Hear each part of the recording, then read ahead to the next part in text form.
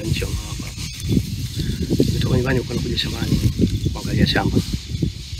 Nilipofika haya maeneo kwenye msitu hivi kwa macho kushoto nikakuta kibegi, nikiona kibegi kwa mbali. Nikasema kile kibegi cha nani? Sasa hivi wewe nisogee. Nilipokuwa nasogea nikawa nimekuta mtu amelala. Nilipofika pale yule mtu akaniambia bwana, cha kwanza naomba kwa huduma ya maji kwanza ya kunywa.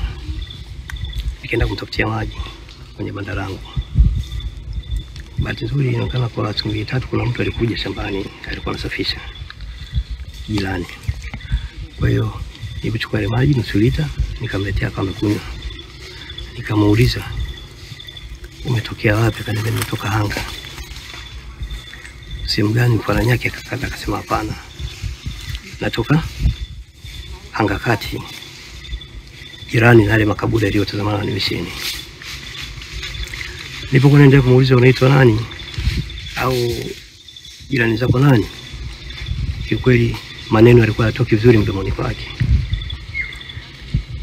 Hatimaye aliponiambia Hanga, kabidi nipigie simu mwananchi wa pale Hanga ambaye ninamfahamu.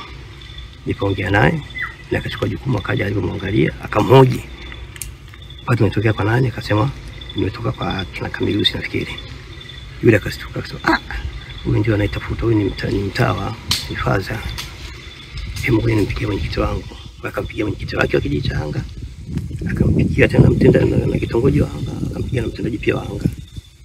Na ndipo wamefika hapa kama ulivyokuta.